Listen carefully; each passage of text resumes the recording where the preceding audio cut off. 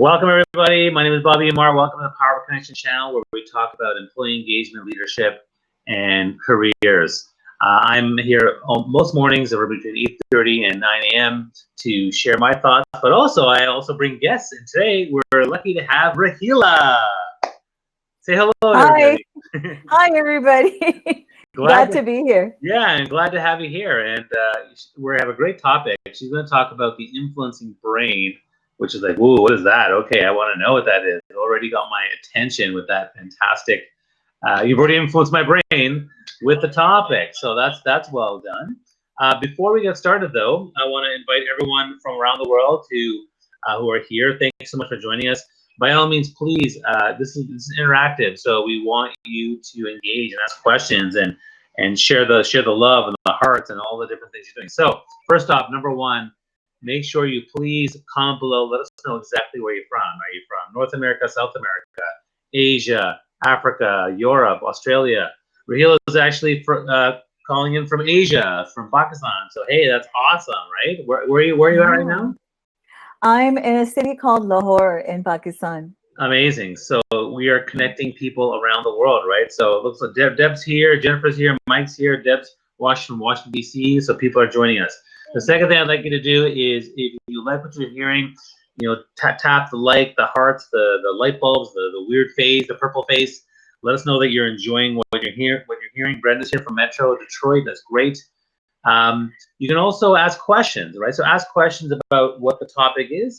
You can also comment, get to know people in the feed. If you like what you're hearing, again, tag more people join the conversation or share it on your own pages and get them to be a part of this. But Raheela is going to, what I'm going to do is I'm going to get her to just start and just to start talking. And then I may interrupt with questions, and you people have questions too. But for now, welcome. Thanks so much, Raheela. So why don't you start by talking a bit about what you mean by the influencing brain? Bobby, my background is psychobiology and neuroleadership. And if you can't tell from those two titles, I have a passion for the brain, and especially understanding, like, what is it about the brain that makes people engage with you or do things? What can you do? What types of buttons can you push in someone's brain to get them to take specific actions?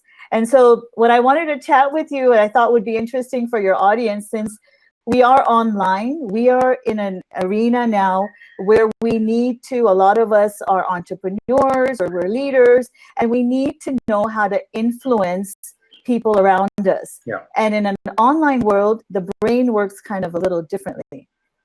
Okay. So what's the biggest difference between live and online from a brain perspective?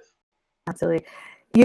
Everyone must have heard of this, like how human beings' attention spans are so low that they're even lower than I think it was a goldfish. Yeah, I've seen that. I mean, we've all heard of that. It's like, I don't know if it's true or not, but it's going around. And so in the online world, our attentions are harder to engage. When you're face to face, you can still kind of like, okay, make eye contact with the person and position yourself in front of them and change the modulation of your voice to kind of grab their attention. But in the online world, our attention is completely being, there's so much competition out there trying to grab our attention. We have multiple screens open, and not just on our phones or laptops, but simultaneously. And there's a saying that now in today's world, the one who rules attention rules the world. Boom. Wow. So how do you grab attention? And attention is now the currency of the internet. And so if you don't understand how the brain works, you're going to completely miss out on the strategies and the tactics on grabbing the attention of the brain. And that's a great point. I mean, so let's ask the audience, like, for the audience, what number one, what distracts you in your brain, and number two, what gets your attention? Comment below, let us know what you're thinking, because I want to hear more about that. Now, you also had mentioned that you want to talk about 3 levels. You want to get into that now? Yeah, and hi, Maureen. Thanks for saying hi. Yeah, people say Yeah, hi. Yes, the comments is great, right? yeah. Hi. I put my phone. You see, attention, Bobby. So I got my phone That's like good. right in front of me too, Yeah, so that Zachariah says hi. Stephanie says hi. From Niagara, Gopal saying, hey, hello, everybody. Maureen saying hello. This is great. So people are commenting, engaging. I love it. yeah, Zachariah is joining from Bangladesh. Hi, Zachariah. Thanks for joining in, and Deborah, wonderful. Well, I don't know how many of you guys are entrepreneurs. Maybe you could drop it in the comments, or are you a senior We do show leader? Are hands. you? No, it doesn't work. Yeah. Okay. Just us. Or maybe put like a 1 if you are a leader.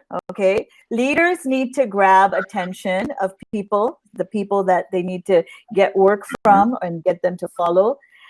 Salespeople need to grab attention of prospects, of clients and customers. Right. And everyone online, every one of us, LinkedIn, especially, like the community on LinkedIn is growing exponentially. I think we're close to 650 million people online. Yeah, and now, and if I can interject just for a quick moment here, I mean, what I will say is that leadership is about influence, and I think every single person here is a leader or has leadership capabilities, and everyone, whatever you're doing in life, you have to learn how to navigate and actually influence people. So one of the things I talk about from an employee engagement perspective is that you are always sharing ideas and always dealing with people, so you have to learn how to do that. And so influence is going to be incredibly important for every aspect of your career.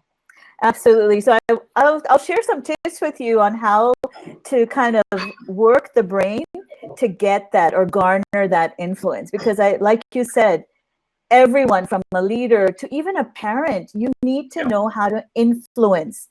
And so I always like to say, if you don't understand the brain, then you don't understand anything, right? But once you understand how the brain works, then it'll totally make sense to you why certain interventions really click and give you results versus other interventions completely flop on you. So do you want to know what the 3 different levels of brain influence are? Well, see what you did there? You asked us a question. Yes, I do. Yes, I do. You're so good at this. because this is one of the techniques. Yeah. The brain. The first level of influence is you got to hit the primal brain. The primal brain, basically, Bobby, if you put your hand like right where your neck and the base of your skull meet, okay, like kind of right here. Yeah. This is where your primal brain is. It's a very visual interview today. Okay, yeah. Like right there. Okay, yeah. And I got one. Okay. You got one. I'm sure everyone has one. And this primal brain, in technical terms, you would call it the cerebellum. And the primary function of this part of your brain is survival. And so it is continuously gathering sensory data from your environment, and they approximated at the rate of 60,000 bits per second of sensory data, like your eyes, your ears, your smell, your taste, your touch, pressure, temperature. All of this is gathering data and filtering it into your brain. And the first place it goes is through your primal brain. And the primal brain is scanning this incoming data, and it's looking for potential threats. Is this something I need to be paying attention to? Is this something I need to protect my human from, to make sure they stay alive? Right? So what do you think? What is it looking for in the incoming data? What is a threat? What is a threat? Like right now with the incoming data, like today? Or you need an example of one? For any human being. So well, I mean, what would it pay attention to? Well, I mean, I think like I don't know, like just heat, cold, heat. Maybe I saw a visual of someone potentially being in an accident, or my kids, like, oh, watch out for the stove, or something like that. Maybe that's something I'm thinking of. So what do we need for survival? Okay, what do we need for survival? So food, shelter. Okay. Exactly, food and any type of physical safety, right? So if there's like physical danger, and the other F, or you could say fornication. Why do you think in advertising, women in bikinis are used? Is because the primal brain latches on, it Oh. immediately pays attention. Okay. And all of these things like food and safety and, passing on your DNA, these are important for survival. And so Okay. that's what the primal brain pays attention to, Wow. right? So why do you think Instagram is like so full of what we call food porn? It's because, it grabs our attention. Right. Like immediately we see food and we go, oh, food. It's like that the caveman instinct in us gets awakened, right? So that's the primal brain. And if anything is in the environment that could potentially be a threat to survival, Right. the primal brain is going to pay attention to. So it's going to pay attention to novelty, something new, something different. It has never seen before, because new is a potential danger, right? Okay, So right. Novelty, unusual. Got it. So if you're like online and you're posting stuff and all your competition are posting, similar things, like they're going zig, all right? Maybe they have beautiful stock imagery, or they're all posting, quote cards. You need to go zag. If you want to stand out and be noticed by the primal brain of a particular audience, you need to break the pattern that they are used to and Right. go the opposite way. So if your competition is using full color imagery, you want to go black and white. Ah. See?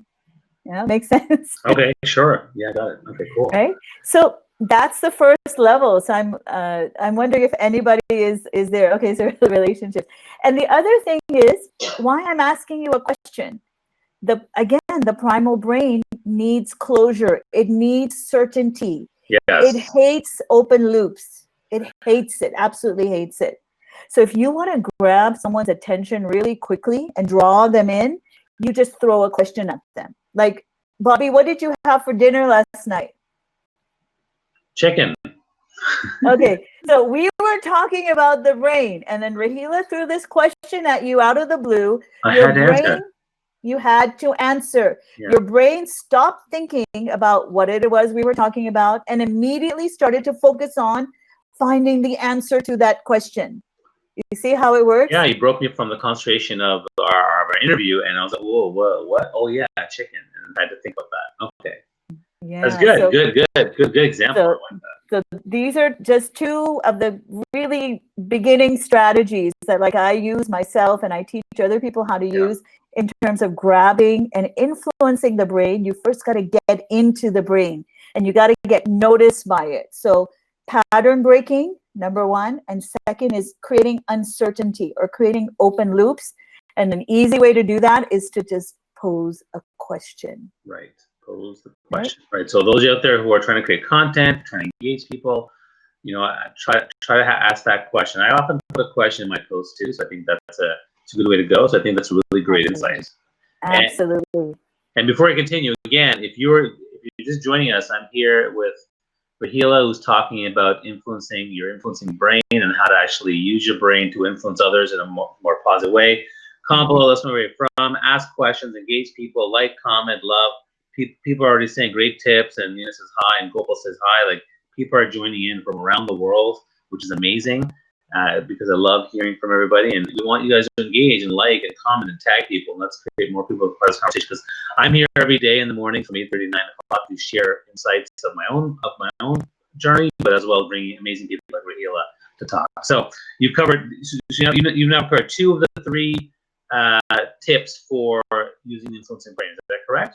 Exactly. So we just covered the primal brain. So if you can grab attention, first you got to get the attention. Now, if you want to influence someone, you want to kind of get them emotionally engaged with you, right? So now we move up to what we call in the brain. I can't touch it because it's like right in the center of your brain. It's a network of structures that we call the limbic system. Okay. Have you heard of that before? The limbic system? I have not. No. Okay. Sorry. Well, some people. I have heard of the cerebellum, and that one I knew. We're gonna get there. We're getting there. Okay, good. We're gonna get there. So now information, if it clears the gatekeeper, which is the primal brain, like it has now put attention on you or your stuff or your post or your article, Now it's going to let the information pass in because it deems it worthy enough. Right. And so that information is now going to go to your limbic system for processing. Now, the limbic system basically is going to decide whether this incoming information is good for us, it's like a reward, or it's bad for us. Okay, it's a threat, right? It has to make a decision based on your previous experiences. All right. So based on what it has learned from birth to date, whatever it has experienced as being threatening to it, it could either be a physical threat or it could even be a social threat. Do you know what social threats are? Not sure. Like someone maybe infringing on your personal space. Yeah. So social threats, there's two big ones. One is status. Oh. Okay. Okay. So in a group of people, so in amongst your peers or in any group of people, your brain evaluates your level of status. Am I at the same level with these people in status? Am I better than these people? You know, I know more, or I'm more qualified, or am I below these people in status? Status could be knowledge, it could be money status, it could be position status, right? So if the brain interprets that this incoming information is a status threat, it's going to trigger the release of neurochemicals and hormones into your body, primarily adrenaline and cortisol.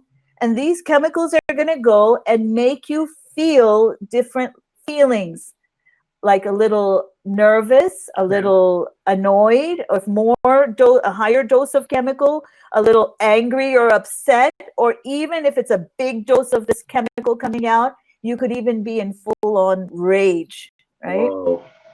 So that is one interpretation, if it's interpreting it as being a threat. But if the limbic system interprets it as being a potential reward, oh, this is good for us. We've seen this before. This is actually really good for us.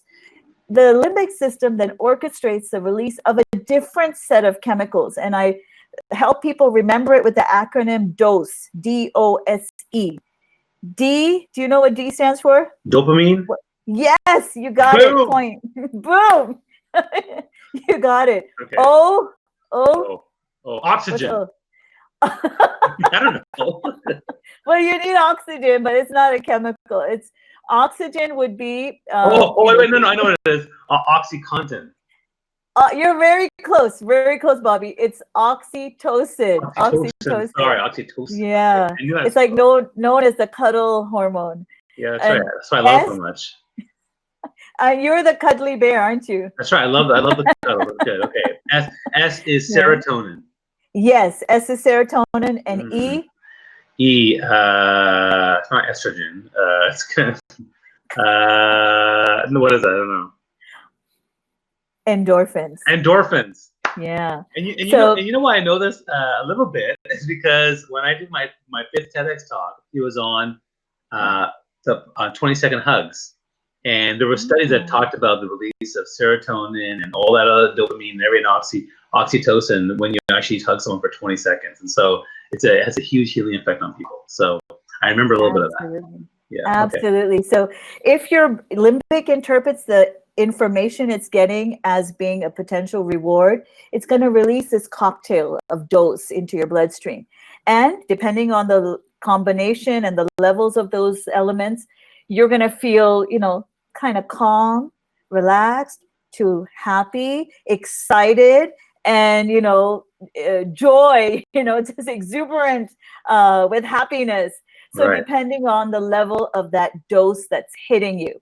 But the most powerful dose or the most powerful element in that concoction is D, which is dopamine. Dopamine.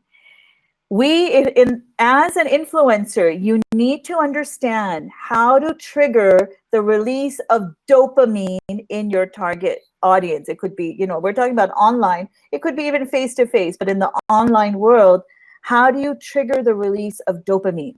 Dopamine makes you feel good, and it's like an anticipation of reward. All right, you get this little boost of dopamine. Right. That's great. All of these social platforms really understand the brain, and they are building in mechanisms to actually get us addicted to them through this continuous release of dopamine. Guess how they do it? Is that like the notifications that you have on your phone, and I turn them off because it triggers in you, right? It triggers an effect. Yeah, that's the primal brain. But Okay. dopamine would be released through what? When do you get a dopamine boost? When do you really feel like, oh, nice. Oh, cool. When do you feel that? When someone says something nice. Yes, you got it. Like, for example, Maureen said, "Boom, Bobby Umar," with a heart. I feel good. Thanks, Maureen. Yes. Nina said, "I love those two powerful tips Yeah. for Thanks, Nina. Like, great tips. Thanks, Maureen. Like that makes you feel good." It gives you that boost of, that dopamine. See, so our audience is now practicing what you're talking about. This is amazing. Amazing. Good. You guys are quick learners. Amazing. I like quick learners. So, I always tell people when you're online, okay, and you really want to build an audience, you want to get people kind of addicted to you, and you want them to kind of be drawn to you. You want to be the piper of the online world. Good analogy. Yeah, you gotta start releasing dopamine in people. And how do you do it? Okay, very easy. When you post something online, Bobby, what do? As soon as you post it, what do? You're like, what are you looking for? I'm looking for likes and comments. Yeah, there you go. Immediately. And the first few people that put the like, or even they put the comment on your post, they grab your attention, and you're like, oh, how nice. They leave something nice. Yeah. And you don't realize it, but your non-conscious brain is embedding that name, the picture of the person, especially on LinkedIn, you're seeing their face and their name, into your memory. Right. It's getting embedded into your memory. Wow. We want to remember this because it was something good. And we want to remember both things that make us feel bad and make us feel good. So if someone leaves like a critical comment or kind of nasty, or, disagrees with you, immediately, what do? You're like, what do they know? Right. You don't like it. You don't like that. That's so mean. They should be more courteous. Yeah, why are you harping on my buzz, man? Exactly. And your brain, your non-conscious brain, is going to remember that person. You might not consciously remember, but that name and that person, you have just associated them with either a feel good emotion or a feel bad emotion. Okay. So that's why I tell people, guys, if you want to influence someone online, you want to grab their posts as soon as they put them up, okay? And you want to be one of the first 5 people to like and leave a really positive, engaging message on their post. Because they're going to be checking right in the beginning only. They're going to be checking, okay, who's looking? And they see you, they're immediately going to be remembering you as a good source, someone they want to move towards. Make sense? Yeah, that's amazing. That's awesome. I want to interrupt for a quick question, which was someone said that you talk about asking questions. Maureen is asking, should a question be in the headline of your post or at the end? Oh, what's your thoughts on that? Maureen, I've done both. I think you should do both. You should do both. But the end, the best way is the first one, right? The question is to draw them in. So the headline, the purpose of your headline of your post or your article is to grab attention and make them want to read more, okay?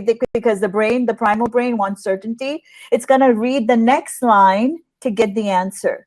And then the next line should move them to want to read more. So I recommend you sprinkle questions throughout to keep them engaged and keep drawing them in. And then if you want them to follow you and kind of, become your fan, a raving fan, you even want to end with a question. Right. Leave them wanting for more so that, okay, they look forward to the next post. They look forward to the next article in your series. So I really like articles that are written in incremental series and really engage people into a conversation. Right. That's amazing. So, yeah. Now, so again, I'm here with Raheela, who's talking about the influencing brain. And so if anyone here has questions for her about this, how to create more influence in your posts and engaging people in the workplace, or just being influential as a leader, let us know. What I'll just add for me, like how I influence people. I mean, for me, I'm big. I don't know much about the brain stuff, but I mean, for the most part, I definitely work to try to create intrigue and try to create connection. I try to make sure people feel invested, make sure that they feel good. I also will pose questions in all my work. So I think those things are probably working when it comes to creating that engagement. But anyway, I'd love to hear from anyone else if they have questions on what they've heard today. And Raheela's here to answer any that she can. Is there anything else someone else said? Marriott said, very entertaining. I remember this as the most positive live I have in fact watched.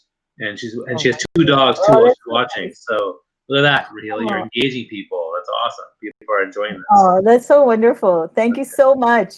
Thank you so much, Marriott. And is there anything else you wanted to share about this? Can you review again the 3 big things here? Okay, so we've just done 2. Okay, we've done 2. Yeah. Okay. The primal brain. Okay. Primal brain. Remember, right at the base. Yes. We went upward into the central region of the brain, which is the limbic system. Yeah. Limbic system is orchestrating the release of these chemicals. So a lot of people get confused. What's an emotion? What's a feeling? In neuroscience, emotions are basically chemicals. They're neurochemicals and hormones that actually in combination result in feelings. Mm-hmm. Okay. And as leaders, guys, when we talk about organizational leadership, happiness, engagement, satisfaction, these are all feelings, right? And as a leader, if you don't understand what triggers these feel-good chemicals in the brain, then you're going to be like shooting darts in the dark. But once you understand how the brain works, you got to engage people through activation of these hormones and neurotransmitters. Right. And so status was one thing. Okay. Status. If you elevate someone's status by giving them options, okay, giving them a choice. Appreciation, okay, is another way. But the second way to trigger these chemicals is through relatedness. If you make a person feel that they're part of a group, that they belong, right? Why do you think these big brands are so successful? Why do people wear T-shirts with Nike or a brand logo? Why do people carry Louis Vuitton bags? It's because that logo is communicating to the world that I am part of this clan. I belong to this group. So similarly, so if we can engage people, show them that we're one and the same, it's also kind of activating our similarity bias, that can also backfire on you if you're going in an interview and you're not like your interviewer. They won't like you. But if your interviewer has a beard and you have a beard, guess what? Their non-conscious brain is automatically going to like you and trigger feel-good feelings about you because of the similarity. So that was another for the limbic system. But the third part of the brain, okay? Bobby, put your hand on your forehead, right over here. Yeah. Okay. Right over here. Yeah. This part of your brain is called the PFC. It's short for prefrontal cortex. Okay. Yeah. This is your logical brain. This is the brain. You're listening to me right now. Your brain is trying to process what the heck is Raheela saying and trying to make sense of it. It's this part of the brain that's working. It's your PFC. Okay. And it's trying to kind of, it's the part of the brain that we call it the executive center. It's the part of the brain that solves problems, that makes decisions, that rationalizes, that weighs pros and cons. Okay. But it's not the decision maker. Can you guess which part of your brain actually makes the decision? I'm going to assume one of the previous ones you talked about. So I'm going to go back. I'm going to go back to the middle one. Yes, you're right. It's the limbic system. So Yeah. if the limbic system decides that something is good for us, it triggers those release of neurochemicals and hormones, and you feel good. You want to work to move towards that thing. So the decision has been made to move you towards the source of that feel good emotion, right? And Right. if you look at the word emotion, Einstein's equation, right? E equals mc squared. E Yeah. stands for energy. So E, emotion, energy, motion, movement. Right. What is an emotion? Emotions basically move you either towards something or away from something. Okay. Right. So if you want to move people towards you, you want to activate the feel good emotions. And Right. that is the decision. The decision has been taken right there, either to go towards something or to move away from something. Yeah, it's Now like the bliss. logic, It's like bliss versus pain, right? So like people move towards bliss, they move away from absolutely. pain. So that's a very huge motivator for action. Absolutely. And now the logical brain, all it does is it validates your decision. Right. Yeah, we should move towards this, or this person is someone we need to hire, or this is a product that we need because, and it's going to attach reasons to it just to kind of make you feel that, yeah, this was the right decision. Or if your brain had decided to move away from something, your logical brain is going to take out things from its memory and say, oh, yeah, this is why we don't want to do this. This is why we don't like this person, because this. Right. So your logical brain just rationalizes for you the decision that your emotional brain has already made. Love it. That's great. Like really powerful stuff here. Wow. But you know what, Bobby? If you want to influence people, you don't want them to use their logical brain. Right. You don't want them to use. Because why? Because you want to, for the brain, for our entire brain, thinking with your logical brain is extremely hard work. And 80% of your time, your waking time, you're not operating with your logical brain. You're actually operating on autopilot with the rest of your brain. You're not using your logical brain. So habits, habitual behaviors Right. are all on autopilot.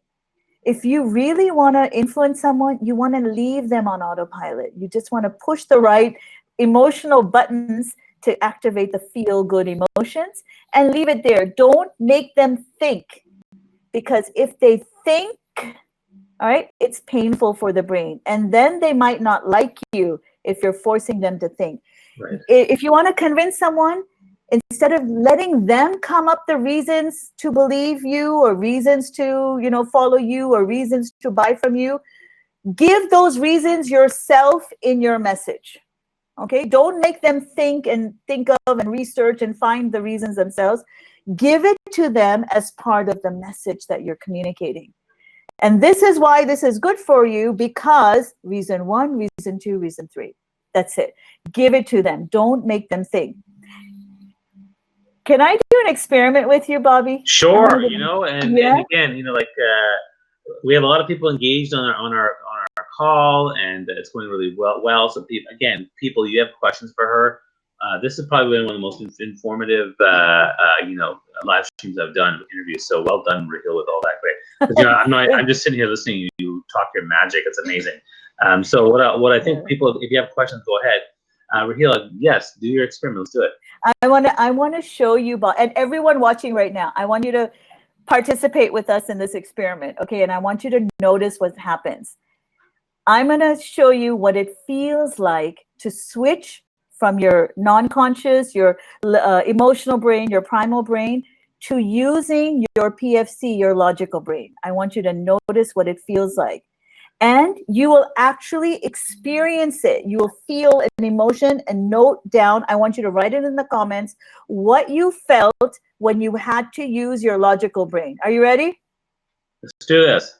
Let's do it. Okay. Bobby, I want you to shout out an answer. I'm going to give you some math, really simple. I hate math, so I'm going to make it easy. Okay, I hate math. I'll make it really easy for you. So I'm going to give you some math, some sums, and I want you to just shout out the answer, okay? Yeah. And I want you to notice when your brain switches from the non-conscious, which is your emotional and primal, to your conscious logical brain. Ready? Yeah. 1 plus 1. 2. 2 plus 2. 4. 4 plus 4. 8. 8 plus 8. 16. 71 plus 92. 163. Okay, good. You really love math, Bobby. You weren't lying. You like math. You like math. Okay. I had to think about it, though. I had to think about most it, though. people, you had to think about it. Did you notice? Yeah, the other ones I notice? had memorized, right? The other one I had to think about it. Like, oh, okay, wait a second. The 70, 90, 160, the 21 and 2, 3, and then okay, well, there you go. But that took like, instead of immediately, it took me about, I'd say about 5 times much longer, like maybe 3 seconds to do it versus absolutely. You see, and how did you feel like when when your brain was trying to switch to you turning on your PFC? Did you notice an emotion? A little bit of frustration. Is like, oh, now I gotta figure this out. Now I gotta think. Like, I gotta think now. Yeah. Versus come like, on, Raheela. Like it's morning where you are. You're like, I haven't even had my coffee yet, and I gotta think. Yeah. What is this? Plus, I had it went against my expectation, right? Because we were going, 2, 4, 1, 2, 4, 8. I was like, okay, I was ready for 16 plus 16, but you didn't give it to me. You're super smart. You see, Bobby, you're super smart. Your brain looks for patterns. Yeah. And it's like, oh, your brain is probably already thinking, 16, I know the next answer. Oh, yeah. We don't, it's so easy. Your brain does that all the time. It just looks for patterns and it goes on autopilot. But when something unusual is thrown at you, that's when you got to use your PFC. And your brain does not like to use your PFC for several reasons. Okay.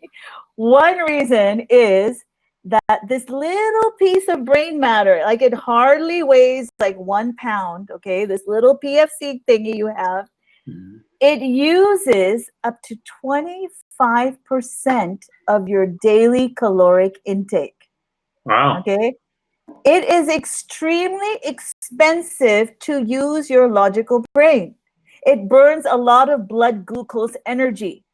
And for survival purposes, your brain doesn't want to use up too much energy. It's designed to conserve energy. So it likes to keep your logical brain, your thinking brain off, and only use it if it really has to. Right? If it really has to, it'll use it. If not, it prefers to keep it off. You know what's interesting about that is that it reminds me of a story. When I was young, I was a chess player, and I used to participate in chess tournaments. And so one time I was doing a chess tournament, and the whole day you're thinking, probably with your logical brain. And I cannot tell you how hungry I would get. Like I was so hungry afterwards. It was so fatiguing to think all day. But I remember going to McDonald's and having 2 quarter-pounders. I was just so starving. And all I was doing was sitting there thinking for 4 hours before I went out to get some food. So that's really interesting. Yeah, wow. Now you're putting 2 and 2 together. Absolutely. Yeah. It's because thinking is more energy intensive than even physical activity. It uses a lot of blood glucose energy.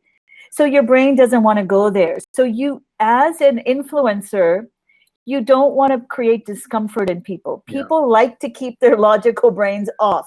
Yeah. If you force them to think, so if you're putting numbers out there, like you're offering something for sale and you have, course A, workbook B costs this much and item C, and you're making them do the calculation, they're going to click away. Yeah. You need to make it do the work for them, give them the numbers, give them the facts. Studies show any statistics, any facts. The logical brain loves it and immediately accepts it. Okay, that must be real. That's true then. Any number, it's true. It's a fact. Right. So if you really want to influence people, don't force them to think. Let them stay in their kind of comfort zone and do the thinking for them. Give them the information. Give them the facts that validate what you're saying. Obviously, don't lie to them, okay? Right. We want to be ethical influencers because this can be taken the wrong way too, right? People manipulate all the time, absolutely. All the time.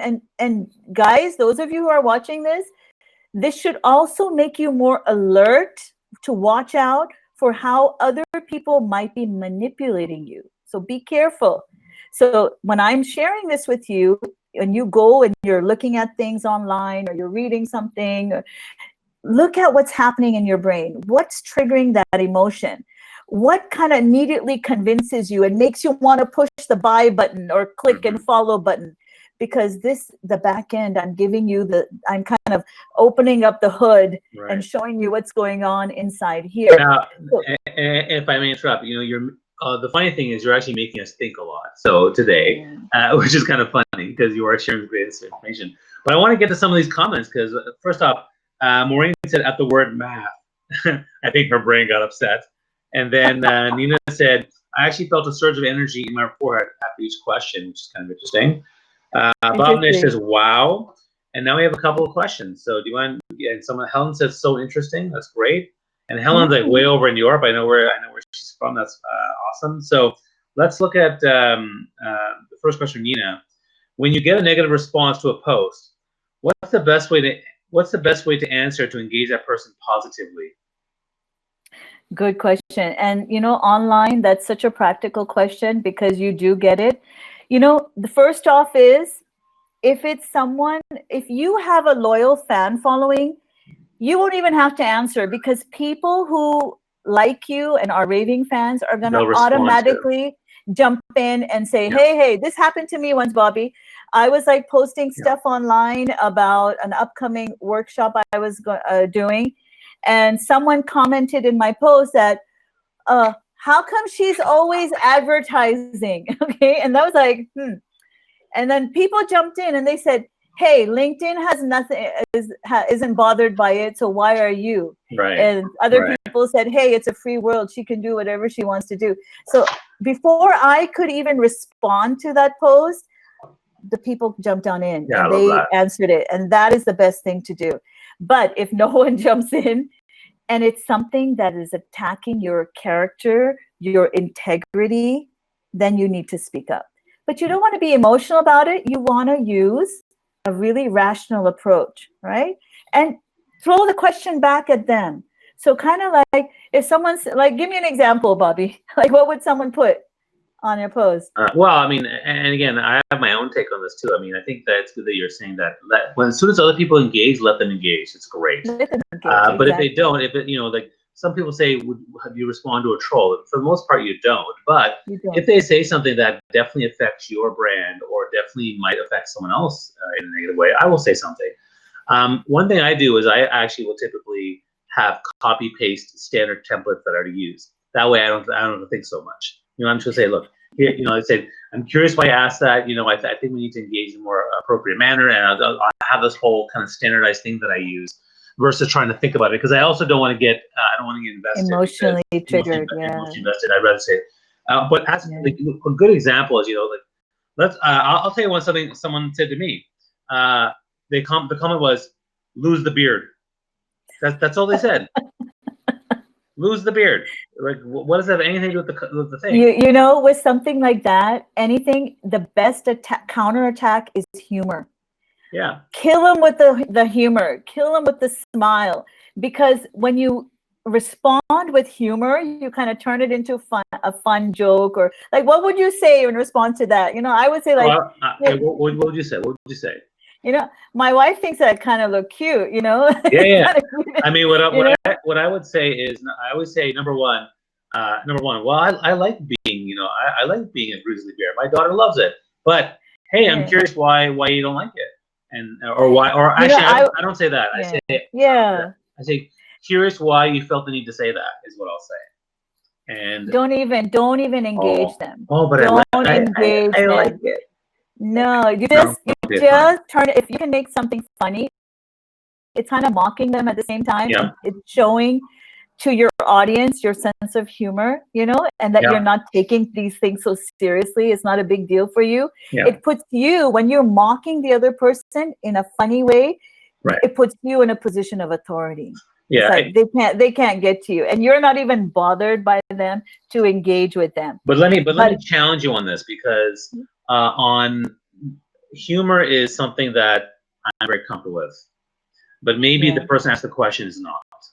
So what might be another way to approach it? You know, if Not you everyone's can't funny. counter it with humor, if you can't counter it, it's not, you really don't need to be worried about the other person being, because they're the one on the attacking end. Yes. You want to kind of counter the attack with humor. It kind of puts you in a better light in front of other people. Sure. But if someone has put something that is a direct attack on your values, on your principles, those are things you don't want to compromise in. Then you want to, someone once told me, Raheela, this is your page. Yeah. This is your profile. This is your property. Okay. And if people want to come onto your property, then they better be respectful of your home. Okay. This is my home. This is my house. These are my rules. And if you can't follow my rules of respect and decency, then please leave. I would just put a comment like that. And at the last resort, I would block them or delete them, because this is your space. Yeah, no, I agree. I think that a lot of people don't like to engage with people who say negative comments, but I think it's an opportunity to learn and to engage a little bit. But at the same time, if it's really, you have to assess how bad it is. And then based on that assessment, you can say, well, look, I'm looking to create more positive engagement. If you cannot behave in an appropriate professional way, then we will end this conversation, or I will block and delete you. And if they continue, I just block and delete. So exactly, and it's your right to do that, because it's your property. Now let me get to other questions, because there's so much more here. So can you give exact examples, please, that trigger emotional elements in posts? If someone reads a post, what content is best to include to prevent PFC overload? Oh, they're using the terminology. Nice. Yeah. Nice. Good job. So what triggers dopamine? Okay, so humor triggers dopamine. So having like having a light note, or throwing in like a pun or something humorous, triggers a release of dopamine and endorphins as well. You feel good, you laugh about it. So humor works like magic, especially online. Another thing that is appreciation. Like if you're calling out an audience, you would say, you know, all you super smart people, or all you extremely hardworking professionals, or fiercely ambitious executives. So you kind of compliment them, and in a nice way, so that immediately triggers the release of dopamine, because you're complimenting them. So there's so many other things, like, and if you really understand your audience and the background that they're coming from. So what I'm seeing is we're moving away from understanding our audience from just a demographic profile, like how old they are, whether they're a male or female, or what country they live in, or what job they do. We're moving to more of a psychographic profile, understanding, the thought patterns in that person's brain of your audience. So, a very easy example. If I'm an accountant and I want to market my services online, okay, maybe I'm positioning myself on LinkedIn. Now, accountants, there's a huge world out there. A smart way to position yourself would be to think about world views, world perspectives. Because if I take, for example, people who like Trump, okay, Donald Trump, versus people who don't like Donald Trump. Oh, getting political. You see? So we have two very different camps there, right? We have two very different camps.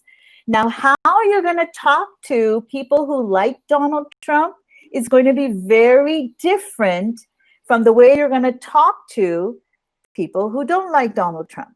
You see, it's a psychographic. It could be any age group. It could be any gender. It could be any type of job that they're doing, but it's their thought pattern that you're targeting. And that is like the next level where you are triggering emotions, right? So that's like the higher level that we're going. And I do a lot of that on Twitter, actually. So I engage both types, and it's always a very interesting discussion for sure. Let me just look at some more of these great comments. So Maureen's giving us the answers, engages and works. Heart, having a little fun is helpful. Humor is powerful. Carol says creating a template for answers. Great idea, Bobby. We're taking emotion out of it. Engaging. Maureen says, like frequently asked questions. So so the logical brain, it loves FAQs. Right. So exactly. Maureen says engaging the positive reinforcement patrols. That is true. However, again, if what they're saying is attacking your brand or someone else in a negative way, I think it's probably better to respond and at least call it out. But you do it once and you just say, look, but if you can't continue with appropriate behavior, you'll be deleted. So they can then choose to respond well. And some have, for me, but others have not, and then they're gone. And then that's the end of that. Absolutely. Nina says, but thank you. People, I just want to put in something.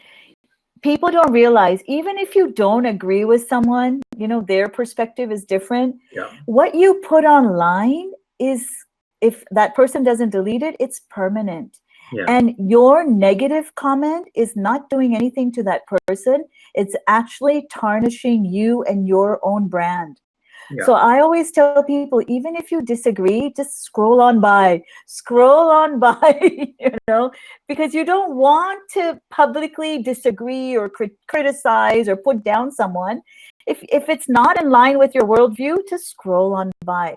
Because if you do disagree and you do kind of put someone down or, belittle them or their idea, it actually could backfire on you and your own brand. And you don't want to be associated with the person who's triggering negative emotions in others. Totally. And Nina says, thank you. Great conversation. Answer the question I asked. Maureen says, add compliments, appreciation before tagging. And Marriott says, loving this. So it's good. So this has actually been a pretty long one today, but people are really engaged. A lot of people on here. So if people have more questions around the influencing brain and things that Raheela can answer around this topic, by all means, comment below, ask questions. If you're watching the replay versus the live version, you can still put your comments below and tag us, and we can actually look at them afterwards and maybe answer the question. I think that's totally fine. A few more comments. Yeah. Go ahead. Maybe we could have a part 2, because I'd love to. Yeah. Since we're on LinkedIn or your audience, I know you have audiences like on different platforms. Yeah.